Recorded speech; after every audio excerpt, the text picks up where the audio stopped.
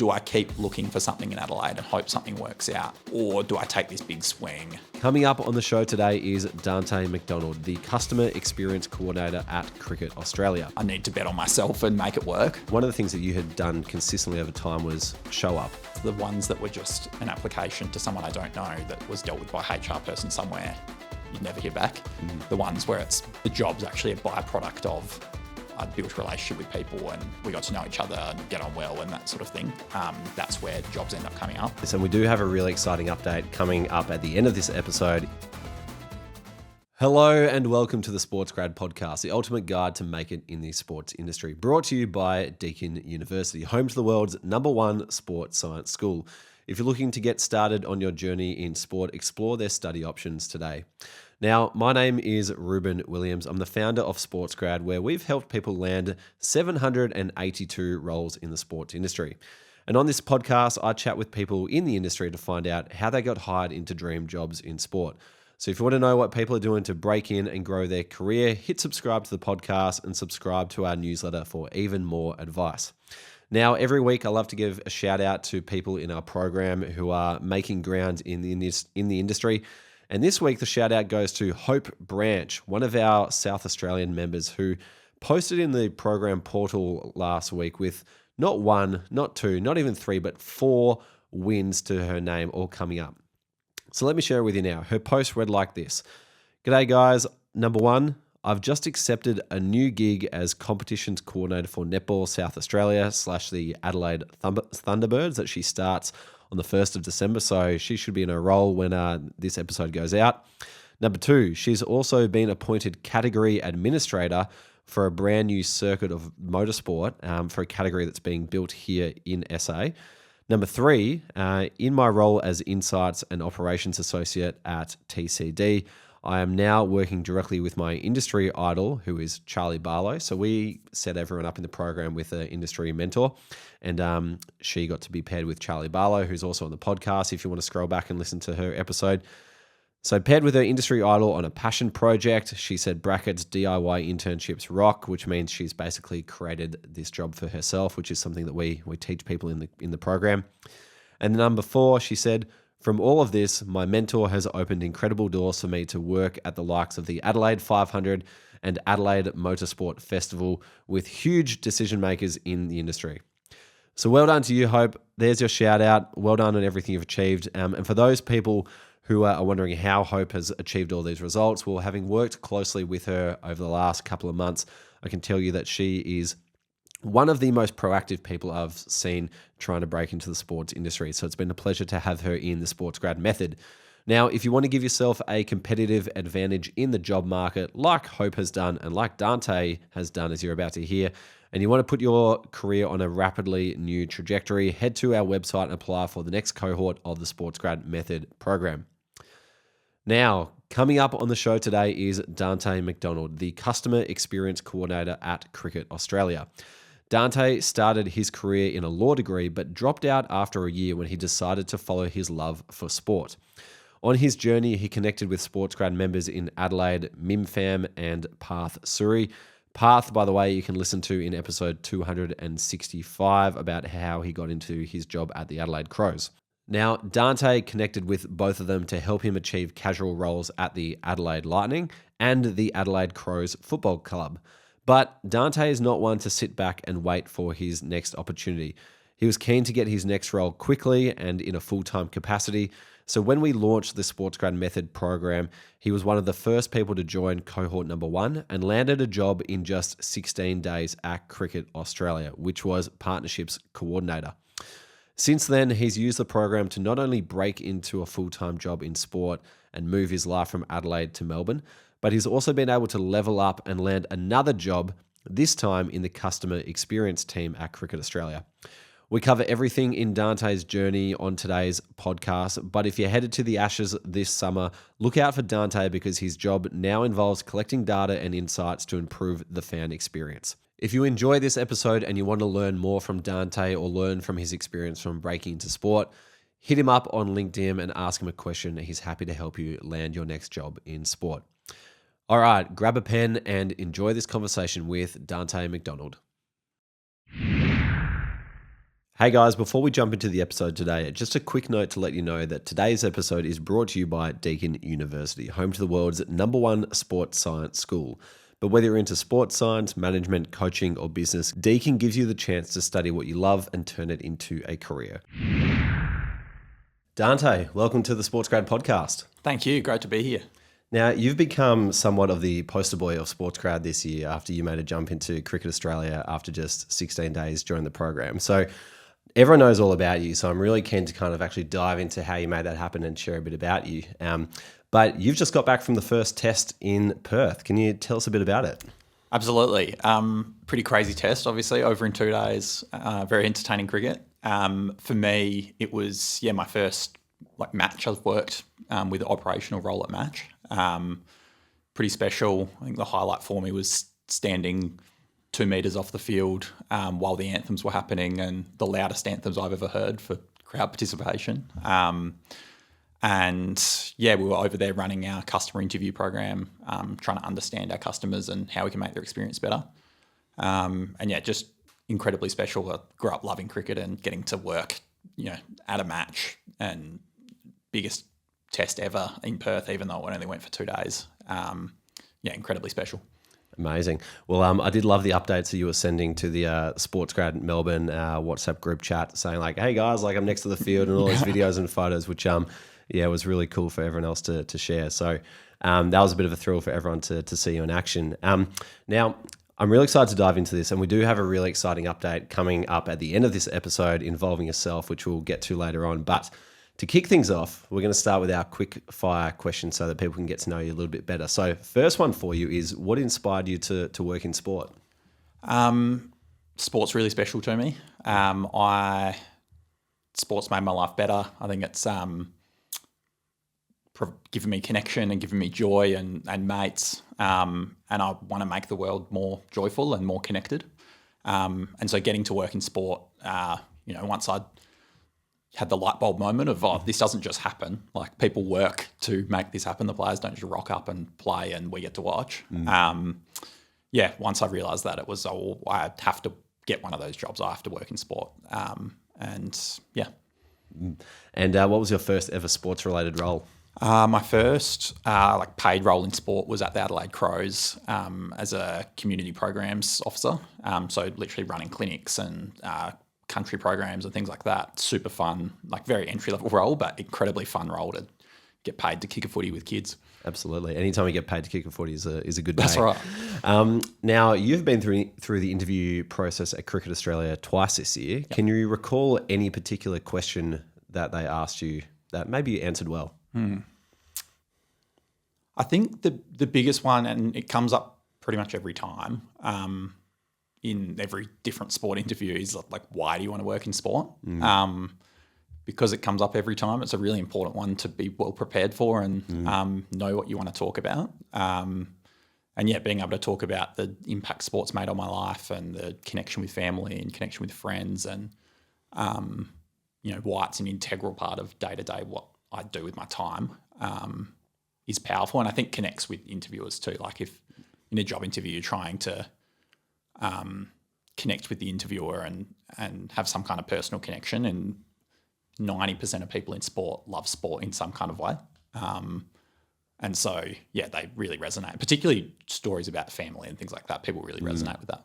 Yeah, 100%. I mean, that's the whole reason why an entire module from the SportsGrad Method is all around crafting your career story and understanding why you want to work in sport. So that's really cool to hear that, Cricket Australia is still asking those important questions. Any left of field questions that they asked you that might have thrown you off? Hey guys, quick one. Are you either A, dreading going back to work tomorrow, or B, on a mission to fulfill your potential and get there as quickly as possible? If so, then you need to apply for the SportsGrad Method Program. The program is designed to help you get a full-time job in sport as quickly as possible, and inside it, I distill the lessons I've learned from asking over 300 people how they got a job in sport. I'm talking professionals from the AFL, Premier League, cricket, NBA, Olympics, you name it. And I've combined it with the methods that not only got me hired by Cricket Australia before graduating, but also helped me double my salary during COVID. SportsGrad has helped people land over 700 roles in sport, and this program takes the guesswork out of an industry where most people think you need to get lucky. To apply for the SportsGrad Method Program, head to www.sportsgrad.com.au/program. All right, back to the episode. The nothing too crazy. The ones that always make you take a second to think are like, imagine that you were in this kind of a situation. What would you do? So an example from this year, I interviewed for a role in accreditation, and one of the questions was like, you're at the Boxing Day test, it's 42 degrees, you're running the accreditation booth, there's some problem with the cred and there's lots of people who need a day pass sorted out. You've got a line of 50 people and it's hot. How are you going to sort that out? Which isn't, obviously a question you would have prepared for. There's those are the sort of ones that stand out and it makes sense to ask candidates questions like that because you're trying to find out, it's not actually about how would you sort that situation out. It's, what's your process to solve problems and are you someone who can calmly progress through something or are you, I don't know.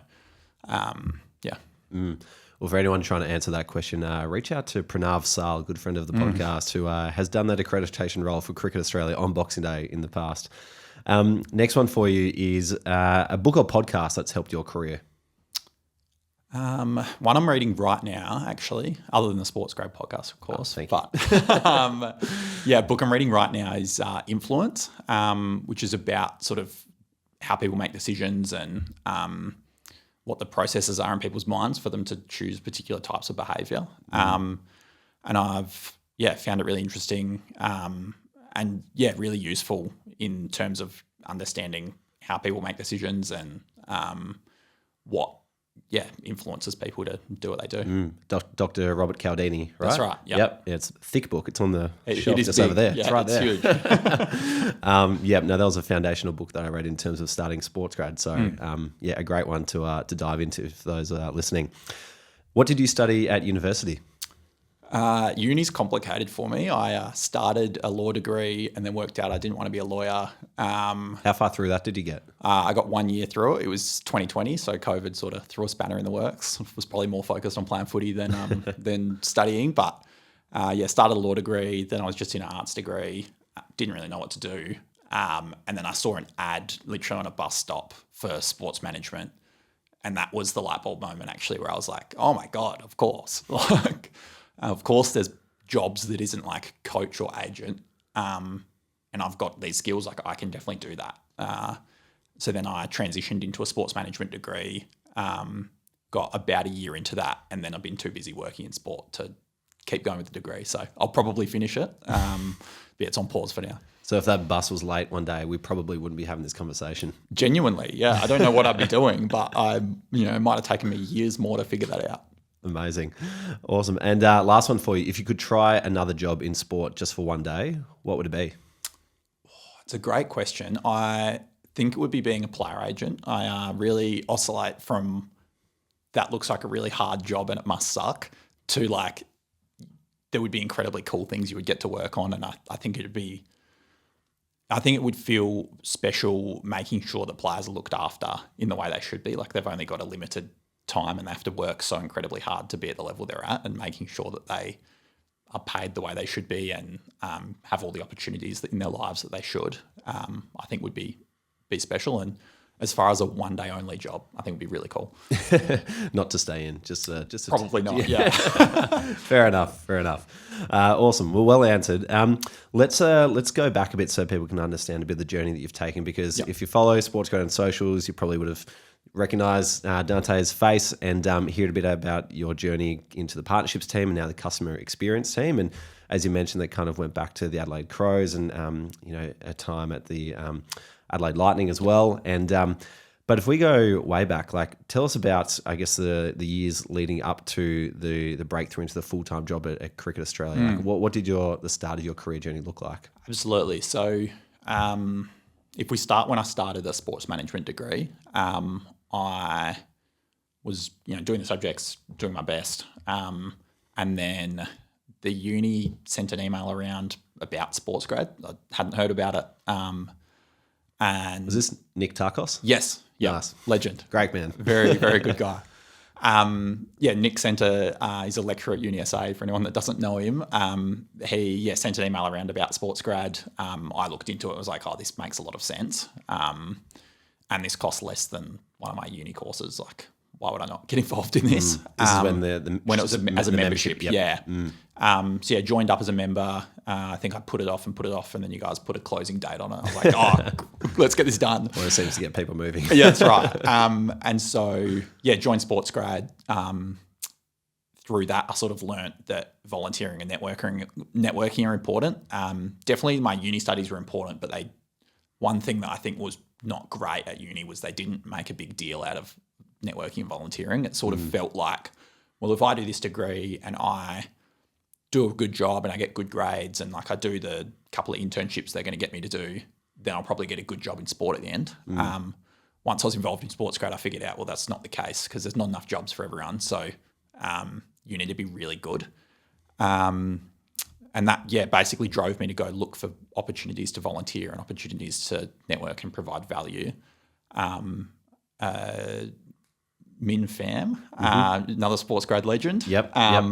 He was working at the Adelaide Lightning at the time, and they needed some volunteers to help on game day. He put a thing up in the Discord. I was like, oh, that's really interesting. It happened to be the game where Lauren Jackson was visiting. She was playing for Canberra, I think, and they were playing against Adelaide. So to get to watch the GOAT was, well, I'll go, I can go sell merch. That's fine. I'll get to watch Lauren Jackson play for free, and it's good to do some volunteering. That was sort of the breakthrough. Was starting to work at the Lightning as a volunteer. I think the benefit of it being a small place was that there's not enough people to do everything. Game 1, I was selling merch. Game 2, I shadowed the GM and watched his game day role. And then by game 4, Min was sick or away or something, and he would normally run the door and run the ingress operation, and he wasn't there. There was no one else to step up, so it was, could you run the door? Which is the benefit of being somewhere so small, is there's no one to fill the gaps. So if you're keen, you get to fill the gaps. Anyway, volunteering at the Lightning, over that sort of summer, I reached out to Parth Suri, heard him on the SportsGrad podcast, thought, well, this guy's in Adelaide. He's the community programs manager at the Crows. He's just announced that he's having a brand new baby. So shout out to you, Parth. Exciting. Congratulations. Shout out to Parth. That's right. I love that. Definitely. But heard Parth on the podcast. This guy's in Adelaide. I can probably get a coffee with him. Reached out and we set up a coffee. And then by the end of the coffee, he said, well, I actually need some casuals to help me run programs and run clinics. And the first one starts in 3 weeks. Are you available? And, obviously the answer is yes, absolutely. And he said, cool, well, I already know you now. Don't worry about a cover letter. Just send me through a resume. So I've got one. Sent that through and, got that casual role at the Crows. And that was sort of the start of getting to work in sport. I did that for, finished out the season volunteering with the Lightning, kept working casually at the Crows, got to do some really cool clinics with players, going out to the country. We got to run water for some country club while they put on 7 goals to win by a point in the last quarter. That was, it's going to be a lifelong memory in sport in some random town. And at the Lightning, they had some sort of turnover before the next season. Had the general manager moved on, and with a small team, 1 or 2 people leaving means massive turnover. And that opened a game day role there. And because I'd been volunteering there and I'd built relationships with the people that were running the club, I was a pretty obvious person to get to come in and work a role in that. I knew how game day worked. I had seen it happen before. I knew the key stakeholders in the club. And so, I got a role there. The new GM left on my second day there, which then meant my role expanded a lot. And I ended up as the operations and game day manager, was in charge of running game day, running all the team ops, business ops, basically run half of the club when it's such a small team running it. We had 3 or 4 of us running the show.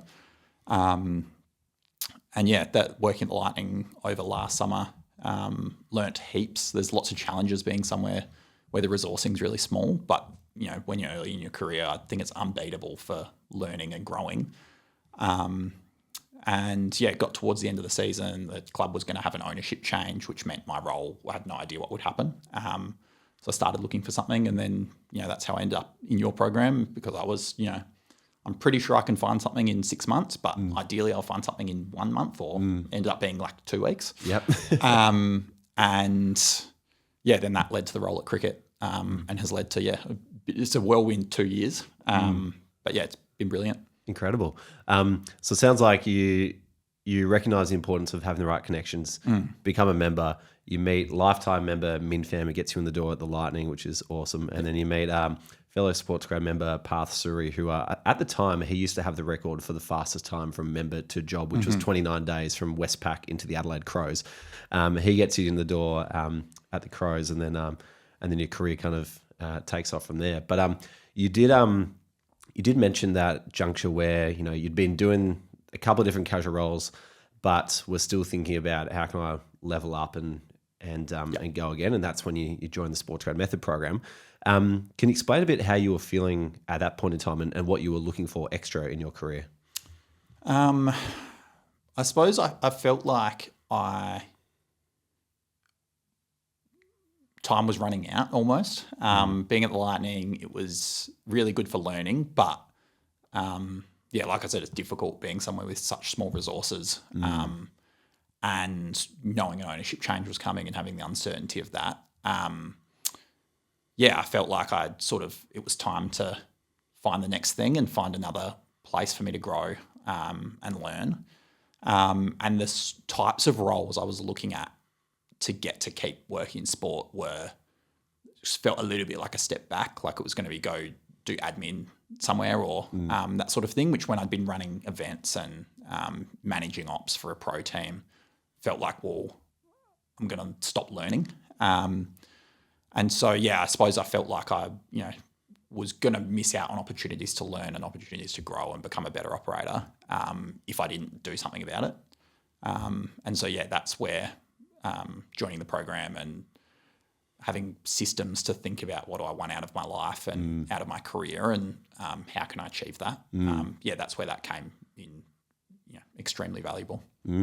The program covers a lot of different content. We've tried to create a system and a method to just about every single thing you could possibly think about to get ahead in your career. But what were some of the immediate lessons that you took from the program and put into practice quickly? I think the biggest one, and the one that I use the most now as well, is thinking about what you want out of your life longer term. And it doesn't have to be, like for me right now, I actually don't know what role I want to have 20 years. I don't know what that looks like. But knowing being able to write down 20 different things about where do I want to live, what do I want my family to look like, how much money do I want to make, and, broadly things like that, and having that long-term view that then can sort of ladder down almost into, well, if that's what 20 years away looks like, what does 10 years away will look like? What does 5 or 1 year away look like? And based on that, what should I be doing this week to get better and to move towards that? That's the biggest one for me. And it was a pretty quick exercise, to be honest. Like the first time I did it took an hour, but it's, had a massive impact. Yeah. Well, it took about 5 years for me to collate. Yeah. So the system you're talking about is the career operating system, which came about through a combination of different resources I've kind of collected over the last 5 or 6 years, trying to think about what do I want my life to look like, and how do I best go about achieving that, and developed it into a system which I at the time I called the RWAS, the Reuben Williams operating system, which I then templated into the career operating system so that other people could adapt it. But I like that you mentioned how it just goes more broadly beyond what job do I want, because the fundamental part of it was basically how do I design a life that I enjoy. That's right. And career is just kind of one component of that. So the bones of people who have talked about lifestyle design in the past is kind of where it's come from, and but has allowed people like yourself to kind of actually gain some immediate clarity and get some direction. And once you've got that direction and clarity, it becomes much more easy to make steps forward, which is great. Another thing that you probably did more proactively than most was come out swinging on LinkedIn in those Yes. early months. Remember that? Yeah.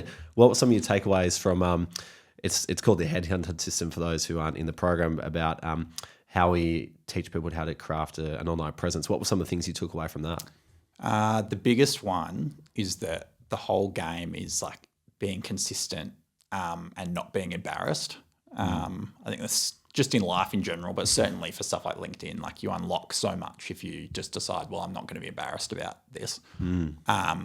Easy to feel like, oh, it's cringe to post on LinkedIn, or what will people I went to school with think? But really, like, who cares? It's embarrassment doesn't actually save you from anything. And so, I think ultimately it was letting go of caring about how it goes. Like if you put a post up and it's not a good post, or 5 people look at it, or someone tells you, no one's going to tell you it's stupid. But even if someone did, you're not going to die. Nothing happens. And so, I think being willing to put yourself out there, and then being consistent.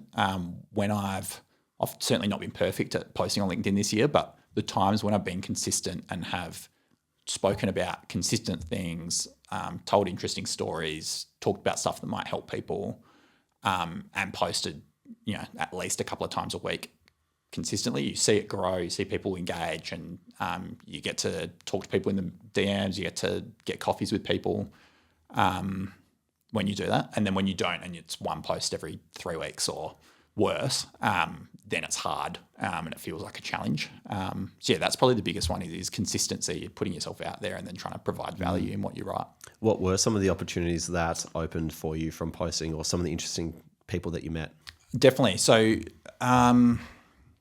there's a few. Probably getting coffee with Bridget at Tennis Australia was a really good example of posted something on LinkedIn. I actually can't remember what the post was, which is actually... What role is Bridget in?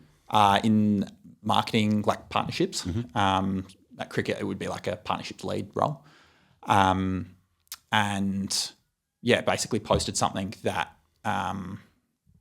Bridget found interesting or valuable or whatever, and commented or liked it, or I generally can't remember what the interaction was, which is actually the point, is the posts, you don't actually remember the posts, you remember what comes out of being involved. Had some messages in the DMs, worked out, well, you work at cricket, which is like 400 metres away from... Sorry, I work at cricket, she works at tennis, that's 400 metres away. We have the same cafe. Like, let's get a coffee, pretty easy. And had a really interesting conversation. Have spoken a few more times since, and get to learn and meet interesting people because you put yourself out there. So even after you got the job, this LinkedIn presence was still helping your career? Definitely. I think one of the best things about sport is the people, and that the overwhelming majority of people in sport are really good people who want the world to be better, and also have shared interests with you because they love sport too. And so, the more that you get to meet people and connect with people, the better your life ends up, I think.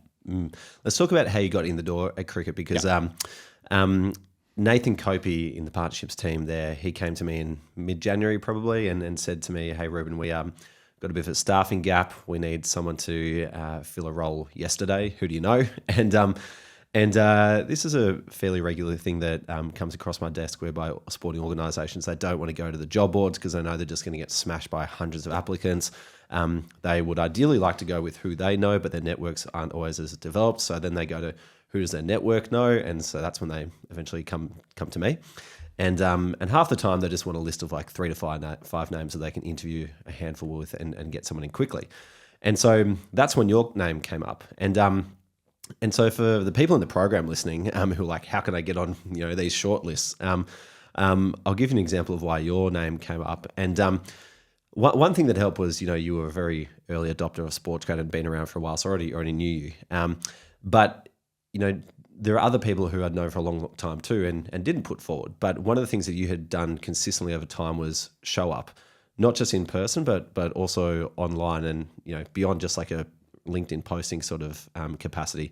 So for example, we'll get together here in Melbourne and in Sydney and Brisbane casually. And I believe on a trip from Adelaide over to Melbourne, you made sure that you made time to come and join one of the Melbourne coffee catch-ups so you could grow your network in Melbourne. And then further to that, we know you come along to the meetups as well. You make a good impression there too. But then also online as well. Like we have a whole host of webinars and workshops that go on online, and you were a very regular attender at those, as well as the online speed networking ones as well. And so over time, like, you create an impression in someone like me, and you ask good questions. You're not afraid to put yourself out there. And so all this preparation that you've done to show up kind of met the timing of the opportunity where Nathan comes along and says, hey, we need a partnerships person. Who do you know? My mind straight away goes to Dante McDonald. And then I think 16 days later after joining the program, you got the job. And another great example of that in the past is Clayton Henderson, who was on the podcast just a couple of episodes back. Golf Australia came to me a couple of years ago and said, for a very similar position actually, like, hey, we need to fill a partnerships coordinator role. Who do you know? I said, there's one name that you need, Clayton. And so that's kind of what's going on in the background of my mind through this program, keeping tabs on people. But from your perspective, was this like a conscious effort to kind of, make sure that you are continuing to put yourself out there in a good way, or just kind of come naturally? I think a bit of both. Like, I think it's true that how you do one thing is how you do everything in your life. And I think something that served me really well is treating every single opportunity you have, whether it's literally going to get coffee for an hour. I think that trip, I was like here with my girlfriend to see a concert. And I was like, all right, this one block, not available. I need to go to this coffee. And yeah, trying to show up as much as you can. Whether it's in-person stuff or online. And yeah, I wouldn't say it was like, I'm going to make sure I show up heaps so that Reuben recommends me for a job one day. It was much more, I want to get the most value I can out of every single opportunity that's presented to me, whether it's getting on a webinar or going to a coffee or selling merch at the Lightning, like whatever it was, even if it's not that sexy stuff sometimes. And then when you're at things like that, when you're at a meetup, when you're online, asking good questions, being engaged with people, trying to get to know people. And I think it's really about looking at things as like each thing you do doesn't need to actually turn into something. If you think about coffee catch-ups, for example, like the worst case of a coffee catch-up is you don't connect that well with the person. You learn a bit about their role. Probably not going to be a long-term relationship, but like you learnt something about them and their role and what the challenges are of their role or whatever. And the best case is like when I had coffee with Perth and he offered me a job at the end.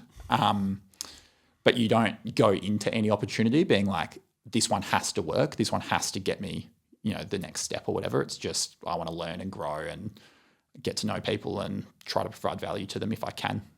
So yeah, I'd say it wasn't not like a master plan or anything, much more I want to show up and be the best version of me. And if that's good enough to get great opportunities, then that's great. Yeah. Amazing. Well, you did very well at planting seeds everywhere you went, so well done. But as you're right, some of them grow quicker than others. Yeah. Now, it might sound like an obvious decision. You get offered this job at Cricket Australia. Yeah. Of course, you're going to take it. But for those who don't know, you were living in Adelaide. That's you had to upend your life and move to Melbourne. You still got a partner in Adelaide. So it wasn't a straightforward decision. You had to take a bit of a risk to actually, make this move. Can you explain to us the thought process that was going on? Absolutely. Yeah, it was a big decision. It was a big swing. I didn't want to leave Adelaide. I wasn't looking for jobs outside of Adelaide. Things are going really well. Like you said, I've got a partner. We've been together for 4 years. And I coached basketball. I was getting some opportunities with the state team. I was about to get to be the head coach for a school team, which would have been awesome, and like run a program. I was enjoying my job at the Lightning. It was clearly going to end at some point, but life was good. And the role was sort of like, once I got offered the role, it was like, we need you to come next week. Can you start next Monday? I reckon this was like a Thursday. It was like, can you start next Monday? I was like, well, I need to drive there at some point. So no, what about Friday? And we landed on Friday. But yeah, so the decision sort of was, do I keep looking for something in Adelaide and hope something works out? And it's a role where I can learn and grow. Or do I take this big swing? I clearly am going to learn and grow at cricket. In the end, I decided that, particularly at this stage of my life, the worst case of picking up and leaving is it all goes wrong and I go home and in the same place I was before. And so I decided, in the end, the job could be on Mars. I need to bet on myself and make it work. moving to Melbourne was hectic. Like I was in a hotel for a couple of weeks, trying to find a place, stayed on a mate's couch for a bit, with some family and friends for a bit. Like certainly wasn't easy. And I was working through all that, learning a new role and a new business. So yeah, it wasn't easy, was pretty scary, some parts of it. But ultimately, I think it's anytime you get an opportunity where you can choose between safe and what I already know and I know this will be fine, or betting on yourself where the upside is like you get to do things you want to do in your life. I think almost every situation, choosing to bet on yourself and take the big swing is the thing to do. And I'm so grateful that I made that decision now. Like thinking about, I actually have no idea what my job would be, but thinking about the situation where I decided, no, I'll stay in Adelaide, I'll keep looking. Either I have a job in sport or maybe I don't, who knows. But I would always have to think about, maybe I should have gone to Melbourne. Now I am here and it's been awesome. I've had a great year. 100% the right choice. What would you say to anyone who's thinking about, taking a big swing on their career or backing themselves when what they're thinking of diving into is so unknown or scary? I'd say if you're willing to put in the work to make it happen, then make it happen. You have to be confident in yourself and you have to be willing to bet on yourself and that I'm going to go work my ass off and, whatever it is that we're doing, I'm going to go make it happen and make it work. But if you're willing to do that, then just do it. And particularly in situations where like the worst case isn't that bad, like, things are all going to be okay. I think you can make things work and take as many big bets on yourself as you can. I've certainly found understanding what my rock bottom is a really useful exercise when taking a risk. And often like rock bottom is far lower than you actually think it is. Like, worst case scenario for me when I was thinking about, do I start SportsGrad and go all in on a business? I was like, I end up at my parents' house. I'm like, well, compared to the state of affairs in some parts of the world, that's actually really good. So 100%. Your rock bottom is much lower than that. But one other thing that I used to use to help myself rationalize this decision, because you can have a gut feeling to say like, I should take this leap and I can see how it'd be good for myself, but I'm just still like unsure about it. For me, I like to weigh everything up with pros and cons and, really have a good understanding of what I was getting into. I came across an activity called fear setting in the book, The 4-Hour Workweek, where it talks about defining what you're scared of so you can actually get super clear on how you might prevent it from happening. So the first step is like, one, define your fear. So for me, with starting a business, it was like, well, I'm scared of running out of money. Then the next step is asking yourself, well, what would you do to, prevent it from happening? It's like, okay, well, I can make a plan of exactly what I'm going to do to make sure that, I'm on track, or I could ask some mentors, or I can, read some books and basically get resourceful. And then the next question asks you is, what would you do to repair your situation if the worst situation came true? So what if I did actually run out of money? How would I recover from that? In my situation, answering that, I was like, well, I'd just go pick up a casual job anyway. I'd work in a pizza shop or drive Uber. Like, there are ways to make money in the world, and I can recover from this. But then it asks you like to score on a scale of 1 to 10. So 1 being it doesn't impact your life much at all, 10 being like extremely catastrophic and unable to be reversed. And I was like, this is probably like a 4 out of 10. In hindsight, it was probably like a 1 or 2. And then it gets you to think about the opposite side of that. That's the potential upside, and it gets you to it adds a bit of buffer into this. So even if you were to only put in like a 50% effort, so not an all-out best effort, but just 50%, what might the life-changing positive impact be if you went ahead and did this thing? And I was like, well, if I gave SportsGrad a 50% effort, could be like an 8 or 7 or 8, life-changing positive impact. So then on paper, I was like, okay, I'm tossing up a 4 out of 10 negative impact with a 7 out of 10 positive impact. Like, it makes sense on paper for me to make this decision. And that kind of just helped me relax going into it. As it turned out, probably for you as well, rather than it being a 7 or 8, it's been a 10 out of 10. Yes, and the actual worst case was not that bad. Exactly right. But I think with that as well too, like often the thing that makes you get to a place where you're like, okay, I'm glad I made that jump, is never actually the decision itself, but what you do as a result of that. Yes. And it sounds like it's been similar to you as well, but for different reasons, in that once you make that jump, often you're kind of forced to not go back. Yeah, that's right. So for me in a business context, I was like, well, I have no choice but to do the work to make this work. Otherwise, like I have to find somewhere else to live or I can't eat. And similar for you, it's like, well, if I don't make this, contract that you're on at Cricket Australia work, then, I have to go back to Adelaide. Well, yeah, and I'm on a lease for 6 months past the end of my contract. I better find another contract. Yeah.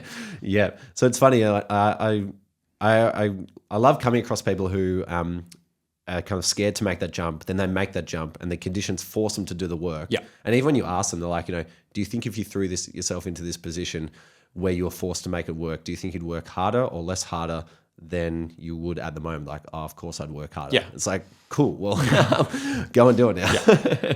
But that's really cool to see how it's played out for you. Just on that note, tell us a bit about the partnerships coordinator role and what that looked like in the time that you were in it. Absolutely. So I was in that role from the start of Feb until sort of the end of September. There's a job description, but I'd say the purpose of the partnerships coordinator is to support the partnerships team to be world-class in their delivery of partners' rights and benefits. For me, a lot of that looks like, I like to think of it through the Eisenhower matrix, like rating things from most important or valuable to least important or valuable, and then most urgent to least urgent. Very easy. A partnership is actually a really good example of an area where it's really easy to spend heaps of time in urgent but not important and not valuable, like doing little stuff that has a deadline but it doesn't move the needle. And the best stuff and probably the most exciting partnerships that have the most value for partners and value for sport and value for fans is stuff that's in the valuable but not urgent quadrant. Like, certainly in partnerships, there's stuff that's like, well, it's not a contracted deliverable and there's no deadline. If we don't have time, it doesn't happen. But it's the stuff that moves the needle the most, whether it's like coming up with new assets or selling new partnerships and things like that. And so the way I saw my role was basically to set up systems and processes and then take on work that let all the partner leads and the head of partnerships focus on high value work and have all their low value work be automated or really easy, or I would do it. And so that looked like, for example, the contact list they were operating off was very manual. If you wanted to email, say you wanted to email every CMO at every partner, you had to just like scroll through an Excel and find their name and pull their name out. And so I'd set up a new contact list where you could press a button that said I want all the CMOs and it would filter for that and you could just copy paste a list. Then we got better and we did it in distribution lists, whatever. But it was taking like, an urgent task might be I need to get this media release out to all the CMOs at our partners and I have to do it before it goes out in 1 hour. Not very valuable. Like we're not going to, unlock value for partners in cricket from that one act, but it does need to happen. It needs to happen quickly. So that was a good example of like my role was to kind of be the one at the bottom that made everyone's life easy so that they were unlocked to do what they're best at, which is building relationships and managing partnerships to make sure that, there's value for cricket, value for the partner, and that fans get to enjoy it as well. And what sort of partners were you exposed to or events or, the things that you might not see when you're not working inside Cricket Australia? Absolutely. Or some of the fun parts? Yeah, a lot. So cricket, because we're so big, we get to work with some of the biggest and best brands in Australia. Obviously, Westpac's our biggest partner and a very sophisticated business as well. So it was very cool to get to do a little bit of work with them towards the end of my time in partnerships. And then I got to run the Kookaburra account as well, which was really cool. They're a very interesting business, still a family business, but a humongous name and quite very well known in Australian sport. I've got 3 kahunas in my cricket bag right now. Yeah, good, as you should.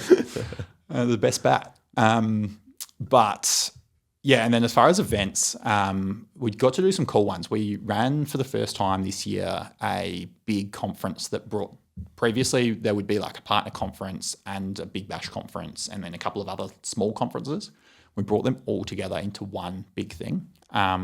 Always challenges when you bring lots of different teams across the business together. But I think that conference, we called it The Edge, I think in 3 or 4 years, it's going to be a genuine, like really important thing in Australian sport. And getting to work really closely on the first one was very cool. And finding, how can we talk about things that are useful to like a CMO at a partner, but also a, marketing coordinator at a club or something like that was, fascinating. And, trying to be on the cutting edge was the idea behind the Edge name.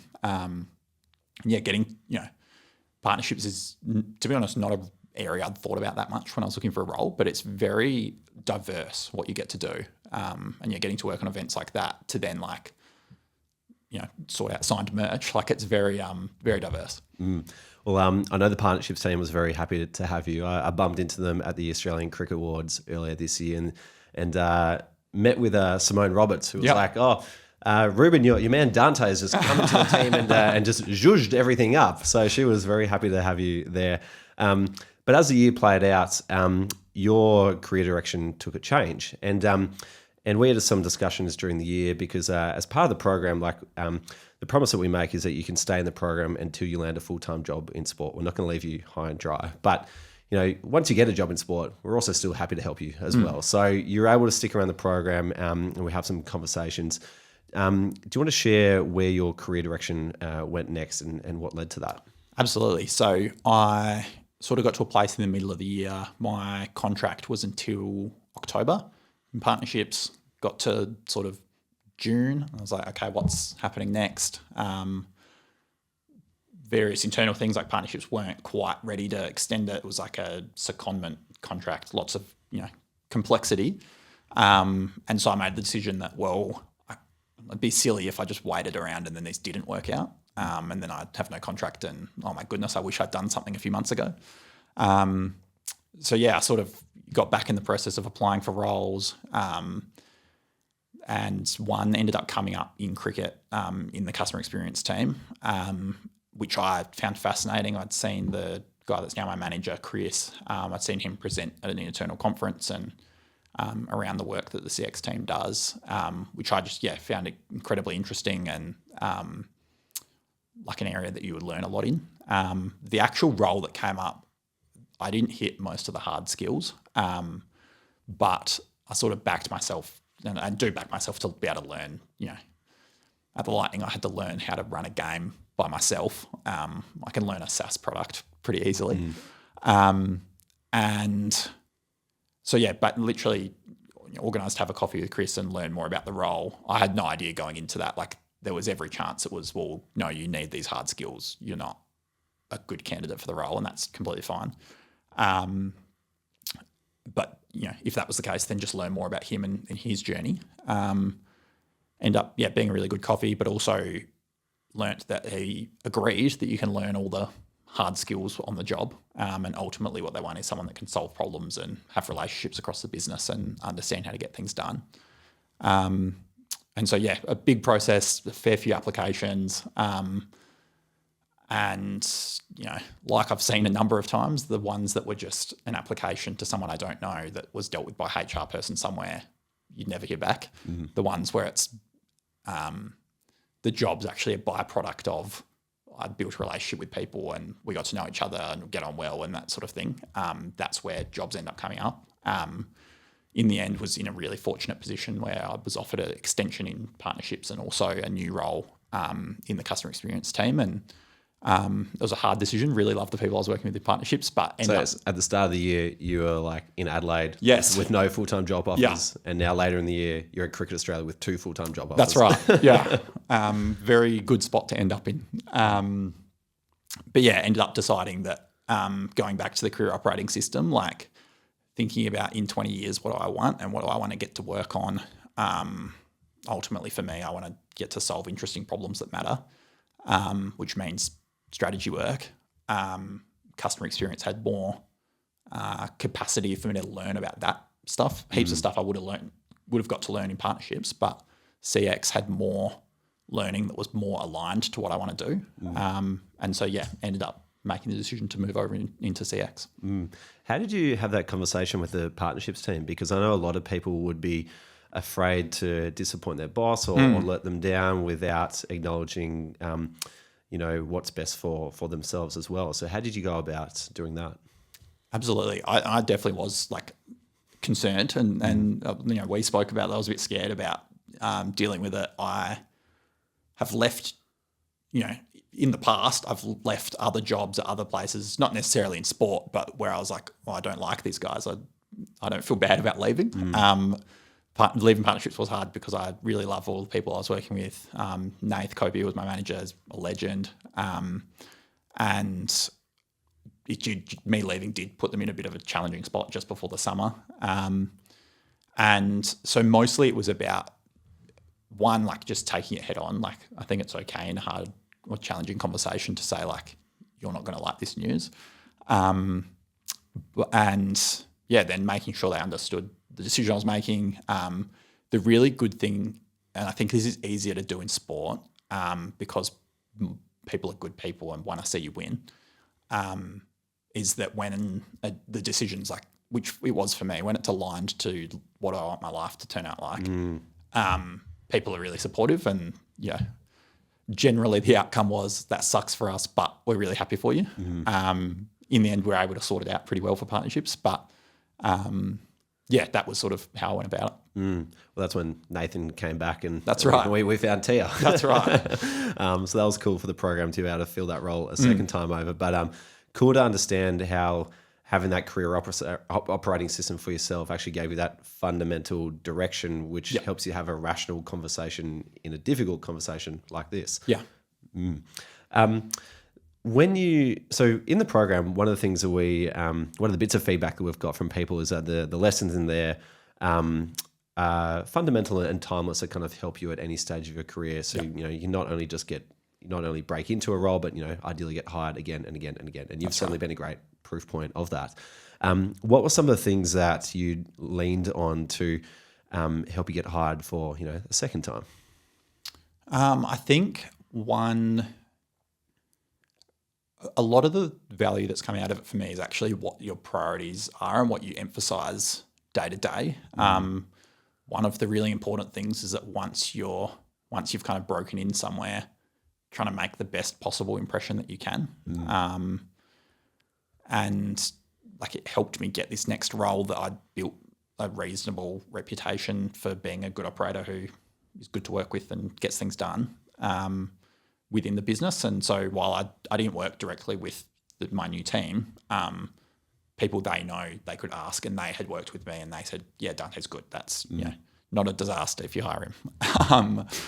And so that would be the biggest one, was sort of knowing that, you need to emphasize being really good at your job and working really hard, and then making sure that people know that you're good at your job, and getting to know as many people as possible too. It's very easy, especially junior roles where there's a lot of tasks on your plate. It would be very easy to just focus on the tasks and be, well, I completed everything and it was good. But if no one knows about it and you don't know anybody, you're not helping yourself long term, and you will get stuck as an sort of a doer with no network and no relationships. And so important, I think, to be elite at your tasks and get them done, but then also make sure that you provide value to people and build relationships along the way. Let's talk a bit about your role now. You are still reasonably fresh into it, but what sort of stuff are you working on now? Absolutely. So the new role in the customer experience team, or CX, is sort of the industry term. 2 months in, so learning a lot still. Broadly, I didn't know what CX was really before I kind of heard about the role and ended up in it. Broadly, I'd say CX is, as a function, is we're trying to understand our customers, what they're driven by, their pain points, and their journey, for the purpose of providing insights to subject matter experts across cricket, for Cricket Australia and for the States as well, so that we provide brilliant experiences for people, and ultimately more people attend and follow cricket, and cricket is a more profitable business as well. Day to day, what that looks like, there's sort of 3 pillars of my role. One is like survey work, so working with stakeholders who want to learn about our customers through surveys. That's across all 3 parts of our business, across play, attend and follow. Designing and doing the actual dirty work of building the survey, working with our survey provider to do that, and then sort of analysing what the data is that we get back and feeding that back as insights.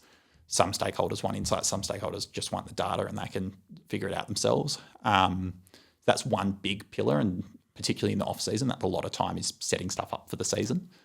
Then there's another pillar is like project work. There's one that I manage at the moment where we're basically targeting getting more junior club cricketers to go to Big Bash games across men's and women's Big Bash.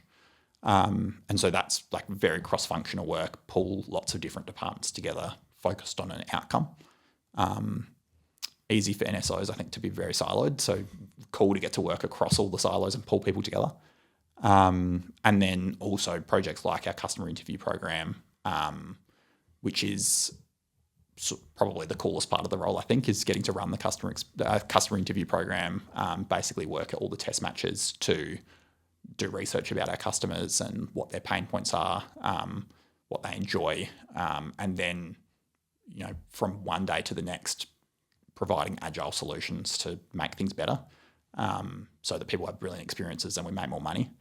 So you're using that information to make changes in real time at a test match? That's right. Like this, for the match in Perth, we sort of captured data all through the day, a few different types of surveys, pulled that all into a report and did a pretty quick synthesis over it, and basically pulled out what the key themes were and then focused on what was actionable. I presented to stakeholders across cricket and the venue sort of that night, and we identified, where are there opportunities for us to improve this. There's a good example from a couple of years ago where in Perth, this last week was the first time I'd ever been to Optus Stadium or Perth Stadium, but the sun in the afternoon hits level 2 and 3 like nothing else, and the WA sun is brutal. And so everyone moves up to level 5, which is under shade. There was a match of, I don't know, it was probably 2 years ago, where they hadn't sold very many tickets. I think there was maybe 20 tickets sold for the top level. The bottom 3 levels were pretty full. But as a result, from a venue's perspective, if you don't sell any tickets at the top, we're not opening food and beverage because we have to pay people to run it. We're not opening the bathrooms because they don't need to be open. But then if 10,000 people go and sit on the level where everything's closed, that's no good. So we got that feedback through the customer interview program, identified that as an opportunity. The venue said, there's no one sitting up there. And then we looked at, well, hang on, there isn't anyone sitting up there. Why are there people there? Figured out why it was, which was the sun's too hot. So they moved up to where it was shaded.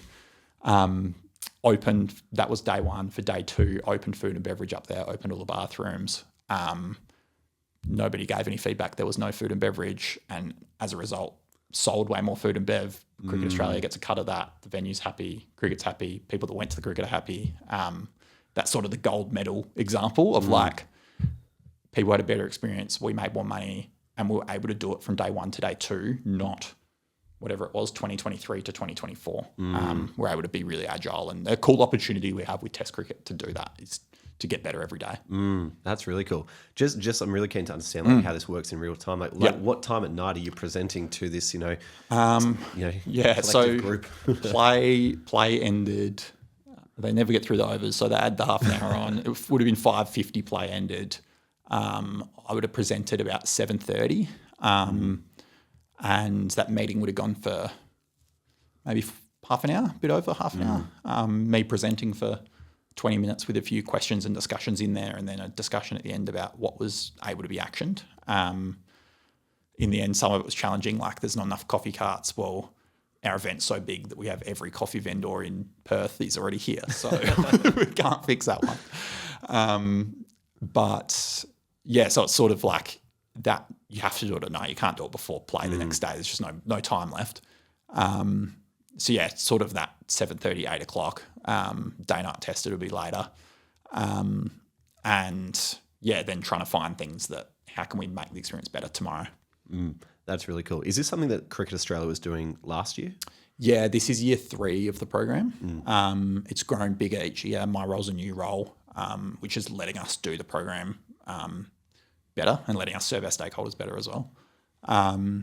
Yeah, it's a growing area of the business. I think a really interesting and cool area of the business, and a good example of a spot where sport kind of lags behind other industries, like retail or something's had big customer research programs for a really long time. But yeah, really good. I think that we can take lessons from that and apply them to our context. And one of the other cool things that's come out of this is that there's opportunity for SportsGrad people in the program. Right. You mentioned the surveys.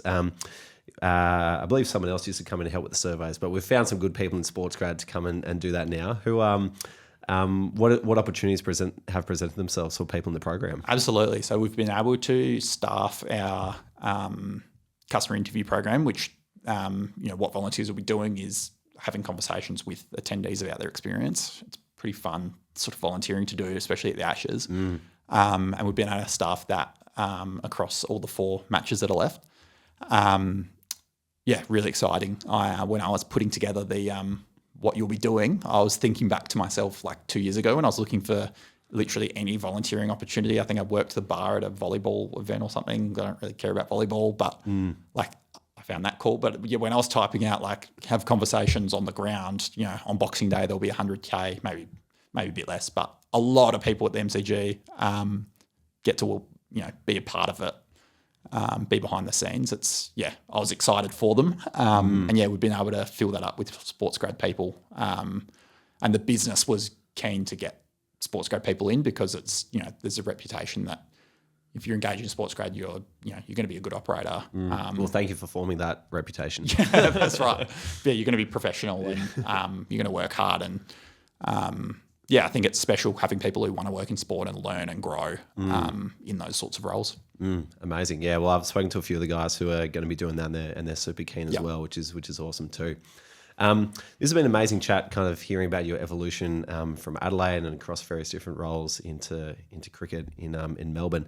I mentioned at the top of the episode that we do have an exciting announcement, and that is that you are going to be joining SportsGrad as one of the founding career consultants. So you already have found yourself in a position where you're kind of having ad hoc chats with people about their career, and you're kind of really well placed to do that, given like your diverse experience across multiple degrees, multiple states, multiple roles within sport as well. You've kind of seen a lot, and now can kind of help guide other people on what direction to take. And so we've kind of said like, well, why don't you come and do that under the SportsGrad banner? So as a little sort of after hours gig, you're going to be joining the team, which is super exciting for us. Yeah, that's right. Really excited. One of my big pieces of advice I give to people when they say, what should I be doing? If I want to get into sport is go listen to the podcast, do whatever you can and learn from Reuben and learn from SportsGrad. Really excited to be involved. Amazing. Well, if you want to get in touch with Dante, reach out via LinkedIn. That's probably the best way. LinkedIn's best, yeah. Yep. Awesome. No worries. Final bit of advice, or is there anything you could go back and tell your younger self looking to make a jump into sport? What advice would you give to yourself? Definitely, it would be do things other people don't want to do. Go volunteer, post on LinkedIn, reach out to people to have coffees. If there's anything you can do that other people don't want to do or are too scared to do, go and do it because the rewards lay on the other side of being someone that goes and does all of that. Amazing. Well, Dante, thanks for coming in. Thanks for sharing your story. Well done again on landing the job in just 16 days after joining the program. Unfortunately, Dan Raffin beat you by 2 days. He holds a record of 14 days. So we'll have to get him in here at some point and find out how he did that. But to see you kind of get into one of the biggest sports in Australia and then progress internally as well, and now be in a position where you can come and give back and stay involved in the program is awesome to see. So yeah, thanks for jumping in. Thanks so much for having me. Hey guys, quick one. Are you either A, dreading going back to work tomorrow, or B, on a mission to fulfill your potential and get there as quickly as possible? If so, then you need to apply for the SportsGrad Method Program. The program is designed to help you get a full-time job in sport as quickly as possible, and inside it, I distill the lessons I've learned from asking over 300 people how they got a job in sport. I'm talking professionals from the AFL, Premier League, cricket, NBA, Olympics, you name it. And I've combined it with the methods that not only got me hired by Cricket Australia before graduating, but also helped me double my salary during COVID. SportsGrad has helped people land over 700 roles in sport, and this program takes the guesswork out of an industry where most people think you need to get lucky. To apply for the SportsGrad Method Program, head to www.sportsgrad.com.au/program.